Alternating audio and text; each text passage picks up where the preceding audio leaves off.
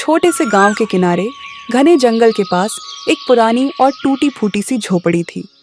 उस झोपड़ी में गरीब किसान धनिया अपनी बूढ़ी माँ और बेटी गौरी के साथ रहता था। धनिया के पास बस कुछ छोटे छोटे खेत थे। उन्हीं खेतों में मेहनत करके वह अपने परिवार का पेट पालता था। हर दिन सुबह सूरज निकलने से पहले ही धनिया उठ जाता। ठंडी हवा चल रही होती, आसमान में हल्की लालिमा होती और गांव के ज्यादातर लोग अभी गहरी नींद में होते। लेकिन धनिया अपने पुराने हल और बैलों को लेकर खेत की तरफ निकल पड़ता। दरवाजे पर खड़ी उसकी माँ प्यार से कहती, बेटा धनिया, थोड़ा आराम भी कर लिया कर। दिन रात इतनी मेहनत करते करते तू बहुत थक जाता होगा। सुबह से शाम तक खेत में काम करता है, फिर भी चेहरे पर शिकन नहीं लाता। मुझे तेरी चिंता होती है बेटा। शरीर को भी थोड़ा आराम देना जरूरी होता है। माँ, अगर मैं मेहनत नहीं करूँगा तो हमारे घर का चूल्हा कैसे चलेगा? हमारी ज़रूरतें कैसे पूरी होंगी? मुझे पता है मेहनत मुश्किल होती है, लेकिन यही हमारी ज़िंदगी का सहारा है। जब तक मेरे हाथ पैर चल रहे हैं मैं मेहनत करता रहूँगा, ताकि आपको कभी किसी चीज़ की कमी महसूस ना हो। तभी उसकी बेटी गौरी दौड़ते हुए आती और कहती, बाबा, जल्दी वापस आना, मैं आपका इंतजार करूंगी। देर मत करना, मुझे अच्छा लगता है जब आप जल्दी घर आ जाते हैं। धनिया अपनी बेटी के सिर पर प्यार से हाथ फेरता और खेत की ओर चल पड़ता। दिन भर वह खेत में पसीना बहाता रहता, कभी तेज धूप, कभी अचानक बारिश, लेकिन धनिया मेहनत करना कभी नहीं छोड़ता। धनिया ने कभी हार नहीं मानी। वह हमेशा अपनी माँ से कहता, ईश्वर ने हमें मेहनत करने के लिए हाथ दिए हैं। अगर हम सच्चे दिल से मेहनत करते रहेंगे तो एक ना एक दिन हमारी किस्मत ज़रूर बदलेगी। ईश्वर मेहनत करने वालों को कभी खाली हाथ नहीं लौटाते। माँ उसकी बात सुनकर चुपचाप भगवान से प्रार्थना करती।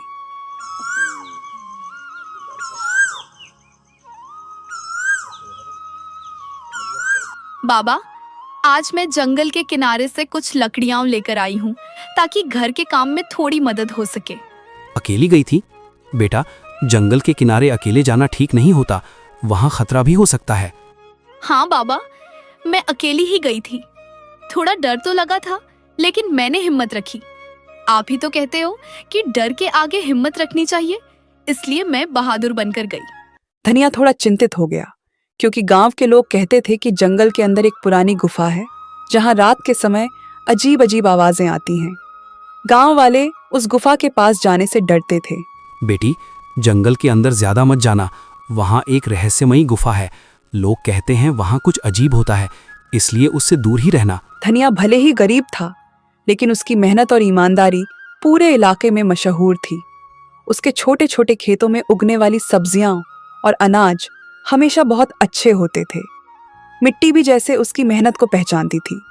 वह अपनी फसल में कभी कोई मिलावट नहीं करता था, ना कोई दवा जरूरत से ज्यादा डालता, ना ही लालच में आकर अनाज में कुछ मिलाता।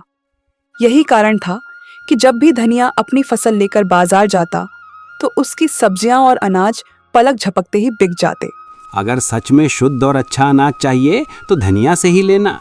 उसका अनाज हमेशा साफ सुथरा और बढ़िया होता है, इसलिए गांव के लोग उसी पर भरोसा करते हैं। लेकिन धनिया कभी इसका फायदा उठाकर ज्यादा पैसे नहीं मांगता था। मेहनत का सही दाम मिल जाए, वही मेरे लिए बहुत बड़ी बात है। मैं ज़्यादा दौलत या बड़ी बड़ी चीज़ों की चाह नहीं रखता। बस इतना चाहता हूँ कि दिन भर की मेहनत के बाद जो अनाज मैं उगाता हूँ उसका सही मूल्य मिल जाए। अगर मेरी मेहनत से मेरे घर का चूल्हा जल जाए और मेरे परिवार का पेट भर जाए तो मुझे लगता है कि मेरी मेहनत सफल हो गई। मेरे लिए सच्ची खुशी और सुकून इसी में है कि इंसान ईमानदारी से मेहनत करे और उसी मेहनत की कमाई से अपना जीवन चलाए। इसी वजह से गरीब लोग भी अक्सर उसी से सामान खरीदते थे।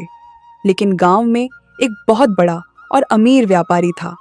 उसका नाम था लालाचंद सेठ। लालाचंद सेठ पूरे इलाके में अनाज और सब्जियों का बड़ा व्यापार करता था, लेकिन वह अक्सर मुनाफे के लिए मिलावट भी कर देता था और चीजों को बहुत महंगे दामों में बेचता था। जब लोगों ने धनिया से सामान खरीदना शुरू किया तो सेठ का व्यापार थोड़ा कम होने लगा।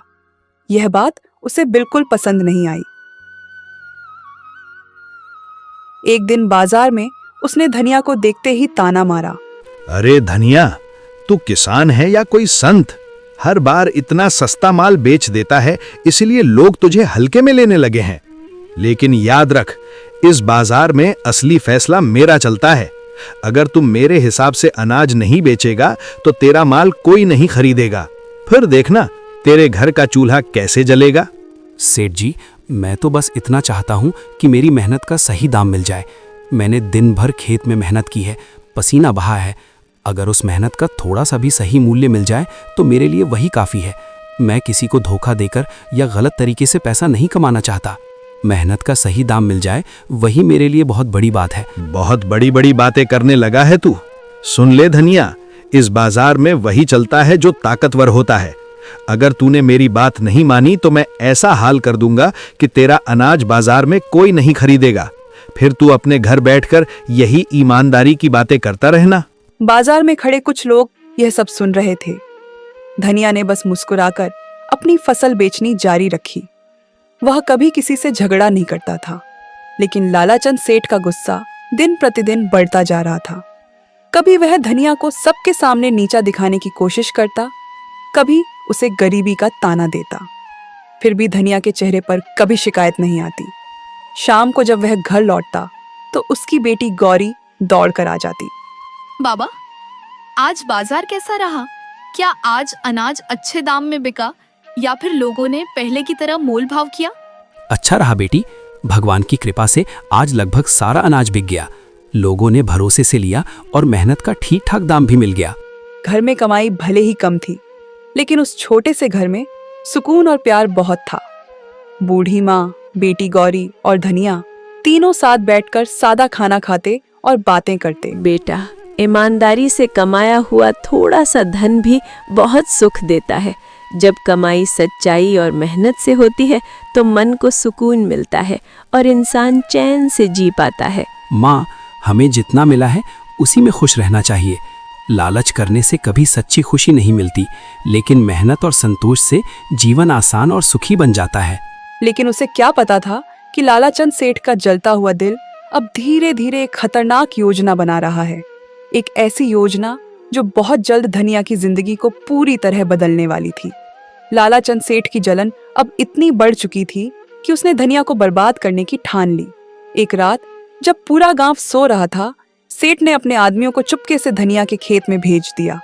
उन्होंने खेत में ऐसी दवा डाल दी जिससे पूरी फसल धीरे धीरे खराब होने लगी।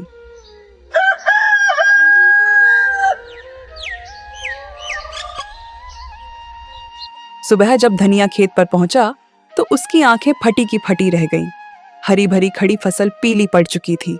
कई पौधे सूख गए थे। वह घुटनों के बल बैठ गया। हे ईश्वर, ये क्या हो गया? कल तक तो मेरी फसल बिल्कुल हरी भरी थी, हर पौधा लहलहा रहा था। मैंने कितनी मेहनत से इस खेत को सींचा था, दिन रात इसकी देखभाल की थी। फिर अचानक एक ही रात में सब कुछ कैसे बदल गया? मेरी सारी मेहनत, मेरी सारी उम्मीदें क्या सब यूं ही खत्म हो जाएंगी? इतने में गांव के कुछ लोग भी खबर सुनकर वहां आ गए। वे भी खेत की हालत देखकर हैरान रह गए और आपस में बातें करने लगे। ये अचानक कैसे हो गया? कल शाम तक तो ये खेत बिल्कुल ठीक था, फसल भी बहुत अच्छी दिख रही थी। एक ही रात में इतने सारे पौधे कैसे सूख गए? कहीं किसी ने जानबूझकर तो कुछ नहीं किया? धनिया को समझते देर नहीं लगी कि यह किसी की साजिश है। उसे तुरंत लालाचंद सेठ का ख्याल आया। अगर ये सब सेठ का किया हुआ है तो मैं चुप नहीं बैठूंगा। मेरी मेहनत की फसल को इस तरह बर्बाद करना कोई छोटी बात नहीं है। मैंने दिन रात मेहनत करके इस खेत को सींचा था, हर पौधे को अपने बच्चे की तरह संभाला था। मैं पंचायत में जाकर न्याय मांगूंगा और सबके सामने सच रखूंगा, ताकि जिसने भी ये अन्याय किया है उसे उसकी सजा मिल सके। यह बात धीरे धीरे पूरे गांव में फैल गई। जब यह खबर लालाचंद सेठ तक पहुंची तो वह एक पल के लिए घबरा गया, लेकिन चालाक सेठ ने तुरंत एक नई और खतरनाक साजिश सोच ली। अगली सुबह वह खुद ही गांव की पंचायत में पहुंच गया। गांव के बड़े बुजुर्ग वहां बैठे थे। सेठ ने ऊंची आवाज में कहा, मुझे पंचायत से न्याय चाहिए। मेरे साथ बहुत बड़ा अन्याय हुआ है और मैं चाहता हूं कि गांव के सामने इस बात का फैसला हो। क्या बात है सेठ जी, आप इतने गुस्से और परेशानी में क्यों हैं? खुलकर बताइए कि आखिर मामला क्या है। मेरी सोने की अंगूठी चोरी हो गई है और मुझे पूरा शक है कि वो अंगूठी धनिया ने चुराई है। वही कल मेरे घर आया था, उसके बाद ही अंगूठी गायब हुई है। यह सुनते ही पंचायत में सन्नाटा छा गया। उसी समय किसी ने धनिया को बुला लिया। धनिया अपनी बूढ़ी माँ और बेटी गौरी के साथ वहां पहुंचा। धनिया, सेठ कह रहा है कि उसकी सोने की अंगूठी तुमने चुराई है। क्या ये सच है? पंचायत के सामने सच सच बता दो ताकि सही फैसला हो सके। धनिया की आंखों में हैरानी और दुख दोनों साफ दिखाई दे रहे थे। इतने बड़े इल्जाम से उसका दिल टूट गया था। मुखिया जी, मैं गरीब जरूर हूँ लेकिन चोर नहीं हूँ। मैंने किसी की अंगूठी नहीं चुराई। मैं मेहनत से कमाने वाला आदमी हूँ। किसी की चीज पर बुरी नजर डालना तो दूर, ऐसा सोच भी नहीं सकता। मेरा बेटा ऐसा काम कभी नहीं कर सकता। मैंने इसे हमेशा ईमानदारी और मेहनत की सीख दी है। ये किसी की चीज चुराने वाला नहीं है। अगर धनिया सच बोल रहा है तो फिर उसके घर की तलाशी ले ली जाए। पंचायत के सामने उसके घर को अच्छे से देख लिया जाए। अगर वहां मेरी अंगूठी नहीं मिली तो मैं भी मान जाऊंगा कि धनिया बेगुनाह है। पंचायत के लोग एक दूसरे का चेहरा देखने लगे। कुछ देर सोचने के बाद मुखिया ने कहा, सच जानने का एक ही तरीका है। हम सब अभी धनिया के घर चलेंगे और वहां अच्छी तरह तलाशी ली जाएगी। पंचायत के सामने सब कुछ साफ हो जाएगा और फिर उसी के अनुसार फैसला किया जाएगा। पंचायत के कई लोग, लालाचंद सेठ और गांव के कुछ और लोग धनिया के साथ उसके छोटे से घर की तरफ चल पड़े। धनिया की बूढ़ी माँ और छोटी बेटी गौरी भी डरते डरते उनके पीछे चल रही थी। धनिया का दिल बहुत तेज धड़क रहा था। उसे अपने ऊपर पूरा भरोसा था कि उसने कोई चोरी नहीं की। कुछ ही देर में सब लोग धनिया की झोपड़ी के सामने पहुंच गए। वह छोटी सी झोपड़ी थी, मिट्टी की दीवारें, ऊपर से घास फूस की छत और अंदर बहुत कम सामान। धनिया, हमें तुम्हारे घर की तलाशी लेनी पड़ेगी। पंचायत के सामने सच जानना जरूरी है, तभी इस मामले का सही फैसला हो पाएगा। मुखिया जी, मुझे किसी तलाशी से कोई डर नहीं है। आप पूरे घर की तलाशी ले लीजिए, हर कोना देख लीजिए। मेरे पास छुपाने के लिए कुछ भी नहीं है। अगर आपको अंगूठी मिल जाए तो पंचायत जो भी सजा देगी मुझे मंजूर होगी। लेकिन मैं फिर भी यही कहूँगा कि मैंने कोई चोरी नहीं की है। मैंने किसी की चीज को हाथ तक नहीं लगाया। पंचायत के 2-3 लोग झोपड़ी के अंदर गए। उन्होंने धीरे धीरे हर जगह देखना शुरू किया। कभी पुराने बर्तन उठाकर देखते, कभी कोने में रखी टोकरी को उलटते, कभी खाट के नीचे झांकते। धनिया बाहर खड़ा सब देख रहा था। उसकी माँ ईश्वर का नाम जप रही थी। कुछ देर तक तो कुछ भी नहीं मिला। धनिया के दिल में थोड़ी उम्मीद जागने लगी, लेकिन तभी एक आदमी ने अचानक जोर से आवाज लगाई, रुको, यहाँ कुछ चमक रहा है, जरा देखो तो सही। अरे, ये तो सोने की अंगूठी है। एक पल के लिए पूरा माहौल सन्न रह गया। देखा, मैंने कहा था ना, यही चोर है। अब सबके सामने सच आ गया। अंगूठी इसके ही घर से मिली है। नहीं, ये अंगूठी मेरी नहीं है। मैंने इसे कभी नहीं देखा। मुझ पर झूठा इल्जाम लगाया जा रहा है। ये झूठ है। मेरा बेटा ऐसा नहीं कर सकता। किसी ने जानबूझकर हमारे घर में ये अंगूठी रखी है ताकि धनिया को बदनाम किया जा सके। लालाचंद सेठ के चेहरे पर तुरंत नकली हैरानी आ गई।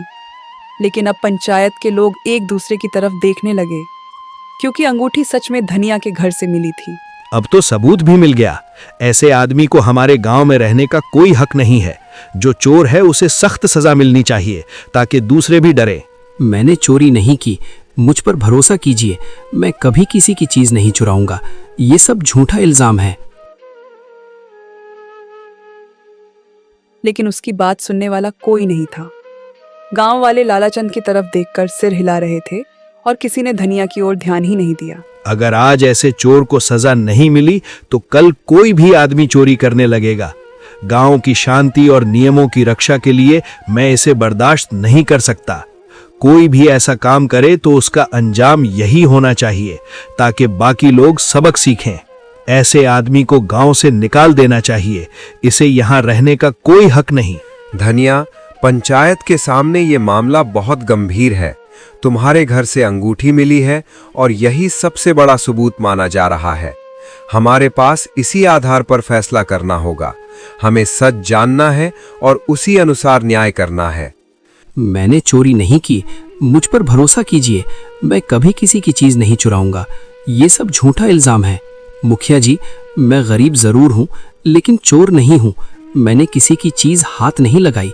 किसी ने जानबूझकर मुझे फंसाया है ताकि मुझे बदनाम किया जा सके। लेकिन पंचायत के कई लोग अब सेठ की बातों में आ चुके थे। ऐसे आदमी को गांव से निकाल देना चाहिए। इसे यहाँ रहने का कोई हक नहीं। मत करो ऐसा, हम कहाँ जाएंगे? हमारा तो यही एक घर है, यही हमारी जिंदगी है। पंचायत का निर्णय है कि धनिया को चोरी के अपराध में आज से इस गांव से निकाल दिया जाए। ये फैसला गांव की शांति और कानून के लिए लिया गया है। यह सुनते ही धनिया जैसे पत्थर का बन गया। उसकी माँ की आंखों से आंसू बहने लगे। गौरी रोने लगी। धनिया, तुम्हें आज ही इस गांव को छोड़ना होगा। अब से इस गांव में तुम्हारा कोई हक या अधिकार नहीं रहेगा, ना खेतों पर, ना पानी के स्रोतों पर, ना किसी भी गांव की किसी सुविधा पर। यह कठिन निर्णय है, लेकिन पंचायत के आदेश के मुताबिक इसे मानना ही पड़ेगा।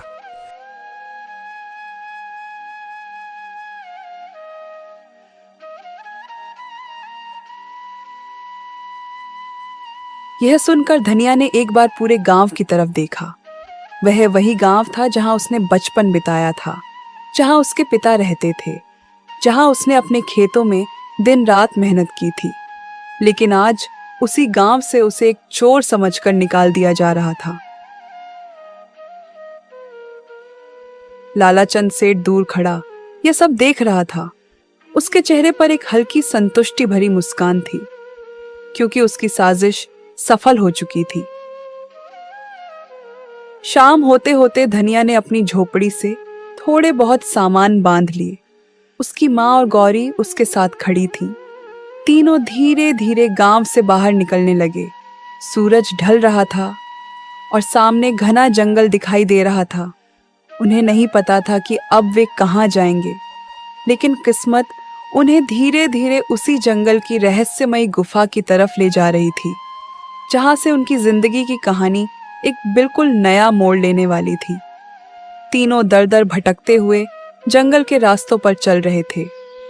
कभी दूर से किसी पक्षी की आवाज आती, कभी झाड़ियों में कोई जानवर सरसराता। धनिया बार बार पीछे मुड़कर गांव की तरफ देखता, लेकिन अब वहां लौटने का कोई रास्ता नहीं था। उसके दिल में एक ही बात बार बार चुभ रही थी। उसे गांव से निकाले जाने का उतना दुख नहीं था जितना इस बात का था कि उस पर चोरी का झूठा इल्जाम लगा दिया गया था।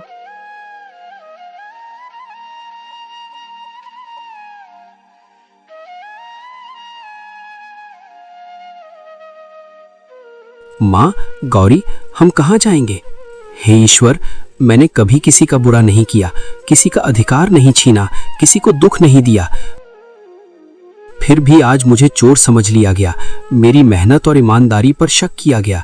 लेकिन मैं जानता हूँ कि सच्चाई अंततः जीतती है और आपकी न्यायपूर्ण दृष्टि के सामने किसी का छल और अन्याय टिक नहीं सकता। उसकी आंखें भर आईं, लेकिन वह अपने आंसू अपनी माँ और बेटी के सामने छुपा रहा था। तभी गौरी ने धीरे से कहा, बाबा, मुझे याद है जब मैं जंगल से लकड़ियां लेने आती थी तो रास्ते में एक बहुत बड़ा पेड़ है। उसका तना इतना चौड़ा है कि उसके नीचे हम लोग आराम से रात बिता सकते हैं। वहाँ थोड़ा सा खुला मैदान भी है। सच कह रही हो बेटी? इतना बड़ा पेड़ है कि हम सब वहाँ आराम से रात बिता सकते हैं? हाँ बाबा, वहाँ जमीन भी साफ है और सुरक्षित लगती है। अगर आप चाहें तो हम आज की रात वहीं रुक सकते हैं। मैं आपको रास्ता दिखा दूंगी। धनिया ने अपनी माँ की तरफ देखा। बूढ़ी माँ बहुत थक चुकी थी। बेटा, अगर सच में ऐसा बड़ा और सुरक्षित पेड़ है तो वहीं चलकर थोड़ा आराम कर लेते हैं। रास्ते में थकान भी कम होगी और हम सब एक साथ ठहरकर रात गुजार सकते हैं। तीनों उसी दिशा में चल पड़े। कुछ देर बाद सच में उन्हें एक बहुत बड़ा और पुराना पेड़ दिखाई दिया। उसकी मोटी जड़ें जमीन से बाहर निकली हुई थीं और उसकी शाखाएं चारों तरफ फैली हुई थीं। पेड़ इतना बड़ा था कि उसके नीचे काफी जगह खाली थी। धनिया ने चारों तरफ देखा। जंगल धीरे धीरे अंधेरे में डूब रहा था। आज की रात हम यहीं रुकेंगे। यहाँ ठहरना सुरक्षित रहेगा और थोड़ी देर आराम भी हो जाएगा।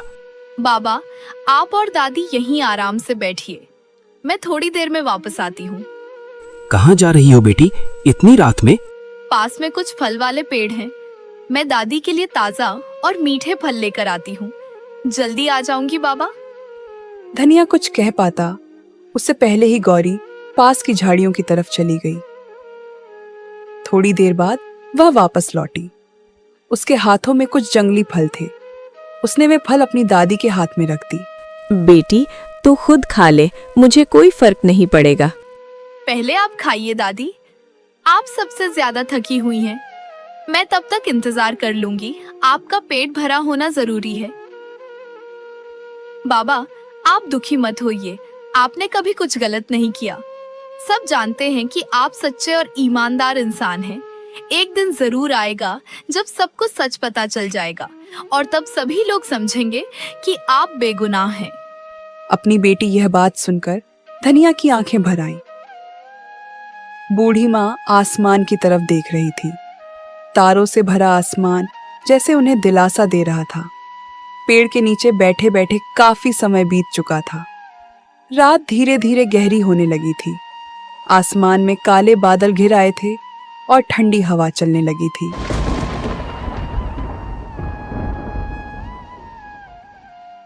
अचानक बिजली चमकी और कुछ ही पलों बाद तेज बारिश शुरू हो गई। पहले तो हल्की हल्की बूंदें गिरने लगीं, लेकिन देखते ही देखते बारिश बहुत तेज हो गई।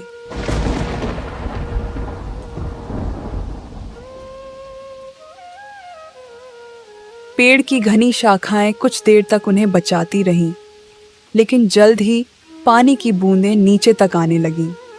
बूढ़ी माँ कांपने लगी। गौरी भी अपने पिता के पास सिमट गई। धनिया ने चारों तरफ चिंतित होकर देखा। अगर ऐसे ही बारिश होती रही तो हम सब पूरी तरह भीग जाएंगे और तब बीमार पड़ने का डर भी रहेगा। हमें तुरंत कहीं ऐसा स्थान ढूंढना होगा जहां हम सिर छुपा सकें और थोड़ी देर के लिए सुरक्षित रह सकें। यह सोचकर धनिया तुरंत उठ खड़ा हुआ। वह बारिश में भीगते हुए आसपास जगह ढूंढने लगा। जंगल में अंधेरा था और हर तरफ पानी की आवाज गूंज रही थी।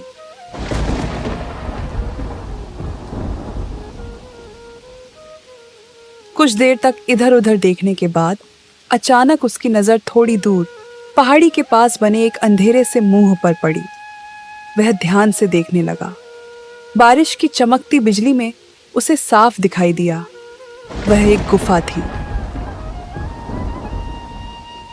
धनिया जल्दी से अपनी माँ और गौरी के पास आया और बोला, चलो, मुझे सामने एक गुफा दिखाई दे रही है। वहां जाकर हम बारिश से बच सकते हैं और थोड़ा आराम कर सकते हैं। जल्दी चलते हैं, बारिश तेज हो रही है। तीनों जल्दी जल्दी उस तरफ चल पड़े। कुछ ही देर में वे उस गुफा के अंदर पहुंच गए। गुफा अंदर से काफी बड़ी थी। सबसे अच्छी बात यह थी कि गुफा के अंदर न तो पानी टपक रहा था और न ही तेज हवा आ रही थी। बाहर जोरदार बारिश हो रही थी, लेकिन गुफा के अंदर एक अजीब सी शांति थी, जैसे यह जगह उन्हें सुरक्षित रखने के लिए ही बनी हो। धनिया ने राहत की सांस ली। कम से कम आज की रात हम यहाँ आराम से गुजार सकते हैं। धीरे धीरे थकान के कारण तीनों वहीं बैठते बैठते सो गए।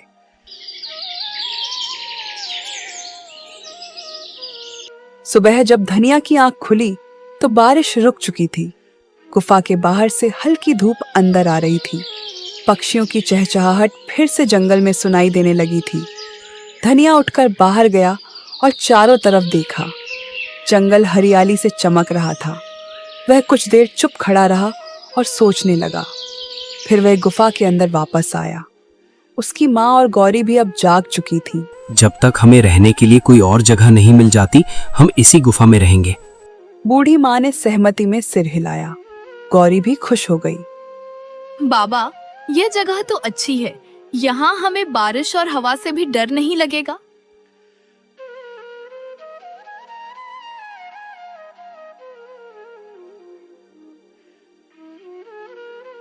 दिन बीतने लगे।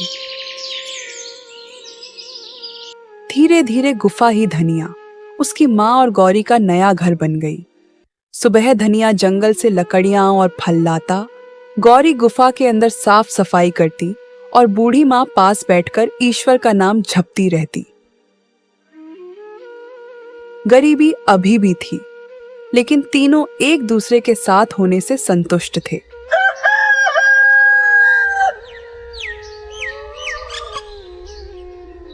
एक दिन सुबह गौरी गुफा के अंदर झाड़ू लगा रही थी। वह धीरे धीरे गुफा के कोने कोने की धूल साफ कर रही थी। झाड़ू लगाते लगाते वह गुफा के पीछे वाले हिस्से तक पहुंच गई। वहां पत्थरों के बीच कुछ अजीब सा दिखाई दिया। गौरी रुक गई। उसे लगा जैसे वहां कोई पुरानी थैली पड़ी हो। उसने झुककर उसे उठाया। उस थैली के अंदर चमकते हुए सोने के सिक्के भरे हुए थे। गौरी घबराकर जोर से चिल्लाई, बाबा, बाबा जल्दी आइए।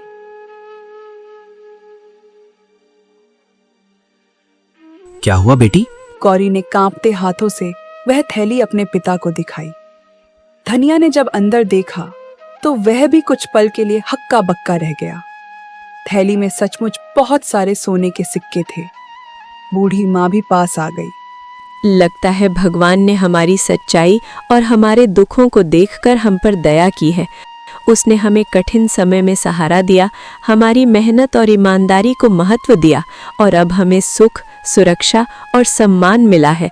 सच में उसकी कृपा से ही आज हमारा परिवार खुशहाल और सुरक्षित है। धनिया कुछ देर तक चुप खड़ा रहा। उसकी आंखों में आंसू आ गए। उसे लगा जैसे ईश्वर ने आखिरकार उसकी ईमानदारी का फल दे दिया हो। अब हमें इस जंगल में रहने की जरूरत नहीं है।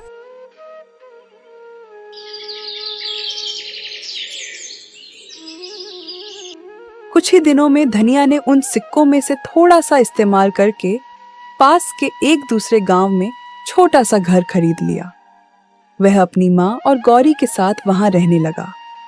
धीरे धीरे उसने फिर से छोटा सा खेत भी ले लिया और मेहनत करने लगा। अब उनकी जिंदगी पहले से कहीं बेहतर हो गई थी। घर में खुशहाली लौट आई थी। बूढ़ी माँ अक्सर ईश्वर को धन्यवाद देती, लेकिन कुछ ही समय में धनिया के अमीर बनने की खबर दूर दूर तक फैल गई। यह बात आखिरकार लालाचंद सेठ के कानों तक भी पहुंच गई। जब उसने सुना कि जिसे उसने गांव से निकलवा दिया था वही धनिया अब अमीर हो गया है, तो वह एकदम हक्का बक्का रह गया। वह गुस्से और हैरानी से बोला, ये कैसे हो सकता है? वो गरीब किसान जिसने कभी किसी से कुछ नहीं लिया, इतना मेहनती और ईमानदार रहा, अब इतना अमीर कैसे बन गया? ये तो किसी ने सोचा भी नहीं होगा। सेठ को जल्द ही पता चल गया कि धनिया को जंगल की गुफा में सोने के सिक्के मिले थे। यह सुनते ही लालाचंद सेठ की आंखों में लालच चमकने लगा। अगर सच में उस गुफा में सोने की सिक्कों की थैली मिली थी, तो इसका मतलब यह है कि वहां और भी खजाने छुपे हुए हो सकते हैं। शायद वो गुफा किसी पुराने राजाओं या अमीर व्यक्तियों का खजाना रही हो। अगर मैं जल्दी ही वहां पहुंचूं और सारी चीजें खोज लूं, तो मैं भी अमीर बन सकता हूं। हाँ, यही मौका है जो कभी दोबारा नहीं मिलेगा।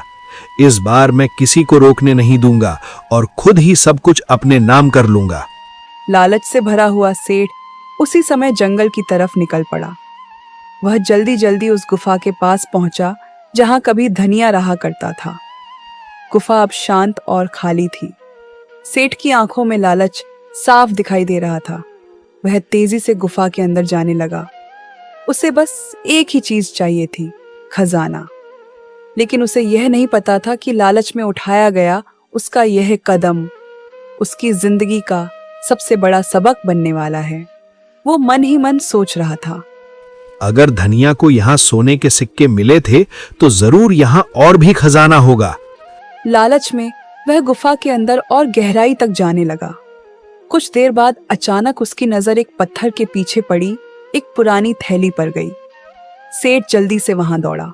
उसने थैली उठाकर खोली और जैसे ही अंदर देखा, उसकी आंखें चमक उठी। उस थैली में भी सोने के कई सिक्के भरे हुए थे। आज तो मेरी किस्मत खुल गई। आखिरकार मेहनत और भाग्य दोनों मेरे साथ हैं। अब मैं वही कर सकता हूं जो हमेशा चाहता था, इतना धन जमा करूं कि कोई मुझसे टक्कर भी न ले सके। सेठ खुशी से हंस पड़ा। उसने जल्दी से वह थैली हाथ पर रख ली। अब वह गुफा से बाहर निकलने के लिए मुड़ा, लेकिन जैसे ही वह आगे बढ़ा, उसे अचानक एहसास हुआ कि उसे बाहर जाने का रास्ता समझ नहीं आ रहा था। गुफा के अंदर कई छोटे छोटे रास्ते थे। सेठ एक रास्ते पर गया, फिर वापस लौटा, फिर दूसरे रास्ते पर गया, लेकिन हर रास्ता उसे फिर उसी जगह पर ले आता। धीरे धीरे शाम होने लगी। सेठ घबराने लगा। वह तेजी से इधर उधर भागने लगा, लेकिन उसे गुफा से बाहर निकलने का रास्ता नहीं मिल रहा था। पहला दिन बीत गया। दूसरे दिन भी सेठ उसी गुफा में भटकता रहा। उसके पास खाने को कुछ नहीं था। प्यास और डर से उसकी हालत खराब होने लगी। तीसरा दिन भी गुजर गया। अब सेठ पूरी तरह थक चुका था। वह एक पत्थर के सहारे बैठ गया। उसके मन में अचानक एक ख्याल आया। वह धीरे धीरे खुद से बोलने लगा, शायद यही मेरे लालच की सजा है। मैंने सिर्फ अपना फायदा सोचा और दूसरों की परवाह नहीं की। अब ये सोना मेरे हाथों में है, लेकिन ऐसा लग रहा है जैसे ये मुझे बंधक बना रहा है। शायद जब तक मैं इसे पकड़े रहूंगा, तब तक मैं इस गुफा से बाहर नहीं निकल पाऊंगा। ये खजाना मेरे लिए वरदान नहीं, बल्कि एक फंदा बन गया है, और अब मुझे इसका सामना करना ही पड़ेगा। कुछ पल सोचने के बाद उसने वह सोने की थैली जमीन पर रख दी। फिर धीरे धीरे पीछे मुड़ा और बिना उस थैली को उठाए तेजी से आगे बढ़ने लगा। कुछ ही देर बाद अचानक उसे दूर से हल्की रोशनी दिखाई दी। वह उसी दिशा में भागा और कुछ पलों बाद वह गुफा के बाहर पहुंच गया। ताजी हवा उसके चेहरे से टकराई। सेठ जमीन पर बैठ गया और जोर जोर से सांस लेने लगा। उसकी जान में जान आ गई थी, लेकिन उसी समय उसके दिल में भारी पछतावा भी होने लगा। वह सोचने लगा, अगर मैंने लालच में आकर धनिया के साथ गलत नहीं किया होता, तो आज मुझे ये दिन नहीं देखना पड़ता। अगर मैंने उसकी मेहनत और ईमानदारी का सम्मान किया होता, उसे गांव से नहीं निकाला होता, तो शायद मैं आज इस गुफा में फंसा नहीं होता। मेरी अपनी लालच और अधूरी चालाकियों ने मुझे यहां तक पहुंचाया है। अब समझ आया कि दूसरों के अधिकारों की चोरी करके कोई कभी सच्ची खुशी या अमीरी हासिल नहीं कर सकता। अब उसे समझ आ चुका था कि लालच इंसान को अंधा बना देता है, और कभी-कभी वही लालच इंसान को ऐसी मुसीबत में डाल देता है जहां से निकलना बहुत मुश्किल हो जाता है। लालाचंद सेठ धीरे धीरे गांव की तरफ लौटने लगा, लेकिन इस बार उसके मन में खजाने का लालच नहीं, बल्कि अपनी गलती का पछतावा था। कुछ समय बाद पूरे गांव में धीरे धीरे यह बात फैल गई कि धनिया पर लगाया गया चोरी का इल्जाम झूठा था। गांव के कुछ पुराने बुजुर्ग और लोग, जिन्होंने सब देखा था, अब मुखर होकर कहने लगे, धनिया तो हमेशा ईमानदार और मेहनती रहा है।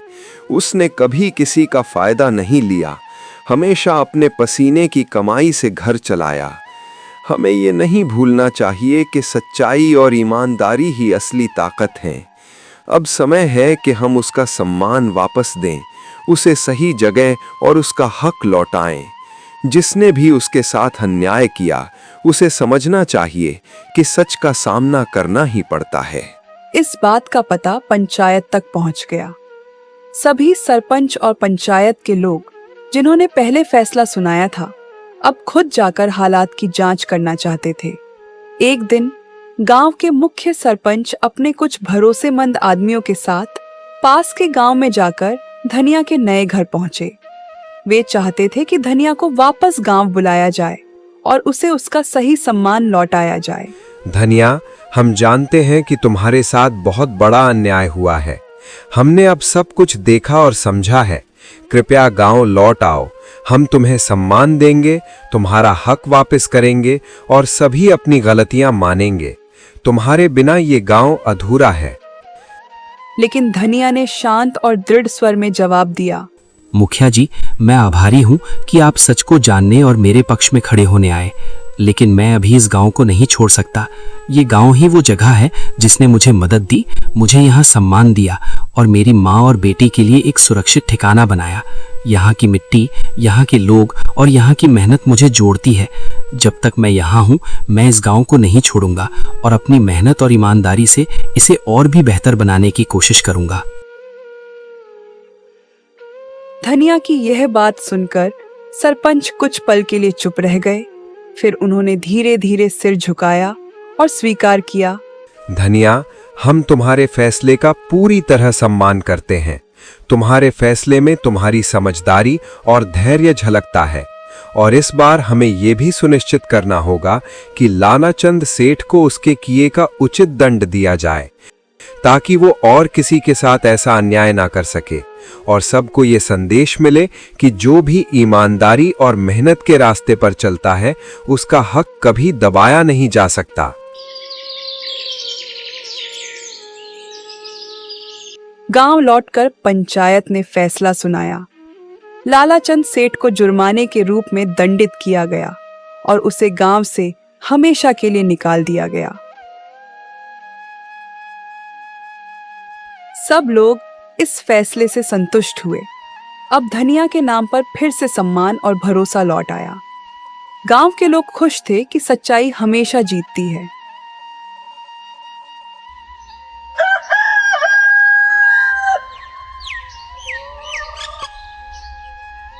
धनिया की माँ और गौरी भी अपने बेटे और पिता के गौरव से खुश थीं।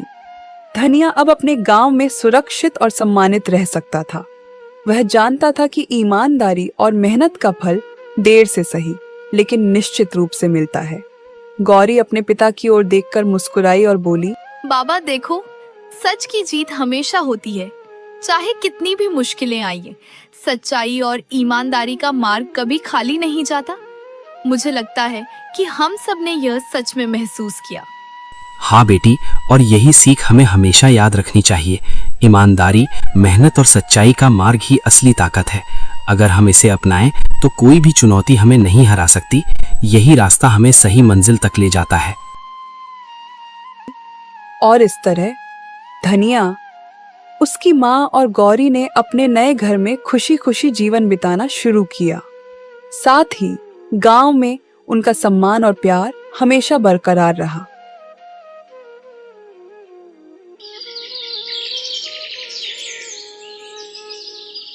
धनिया, उसकी माँ और गौरी अब अपने छोटे से घर में सुरक्षित और खुशहाल जीवन बिता रहे थे। घर में चारों तरफ हल्की धूप और हरियाली की खुशबू थी। बाबा देखो, अब हमारे पास अपना घर है और हम पूरी तरह सुरक्षित हैं। मैं बहुत खुश हूँ कि हम सब साथ हैं और अब डर नहीं लगता। हाँ बेटी, ये सब तुम्हारी हिम्मत, समझदारी और सच्चाई की वजह से संभव हुआ। हमारा घर अब सिर्फ ईंट पत्थर का नहीं रह गया है। ये प्यार, विश्वास और ईमानदारी का घर बन गया है। यहाँ हर कोना हमारी मेहनत और अच्छाई की गवाही देता है। बेटा, तुमने हमेशा मेहनत और ईमानदारी को चुना। आज यही हमें सबसे बड़ी खुशियां दे रही हैं। तुम्हारे कारण हमारा परिवार सुरक्षित और खुशहाल है। गौरी, याद रखना, किसी भी मुश्किल में डरना नहीं, हमेशा सच का साथ देना और नेक दिल रहना, यही हमें सही रास्ता दिखाता है और हर संकट में हमारी मदद करता है। हाँ बाबा, मैं हमेशा सच और ईमानदारी का मार्ग चुनूंगी। हम सब मिलकर इस घर को खुशियों, प्यार और सुरक्षा का घर बनाए रखेंगे। आज हमारे घर में सिर्फ सुख और प्यार है। अब हम कभी किसी झूठ, लालच या डर से परेशान नहीं होंगे। हमारी मेहनत, सच्चाई और हिम्मत हमें हमेशा मजबूत बनाए रखेगी। घर के चारों कोनों में खुशियों की गूंज थी। खिड़कियों से हल्की हवा आती और पक्षियों की चहचहाहट घर में संगीत की तरह गूंजती। गौरी अपने पिता के पास बैठकर मुस्कुरा रही थी। धनिया अपने खेत और घर की ओर देखकर संतोष महसूस कर रहा था और उसकी माँ दोनों के बीच बैठकर शांत और गर्वित थी। अब उनके जीवन में सच्चाई, मेहनत और ईमानदारी का फल हर रोज दिखाई देता था और यह घर हमेशा खुशियों और प्यार से भरा रहता। धनिया ने साबित कर दिया कि सच्चाई और ईमानदारी कभी हारती नहीं। समय चाहे जितना कठिन क्यों ना हो, अंत में जीत हमेशा सच की ही होती है। आपको ये कहानी कैसी लगी कमेंट करके बताइए। धनिया के नाम 2 प्यारी से लाइंस जरूर लिखें।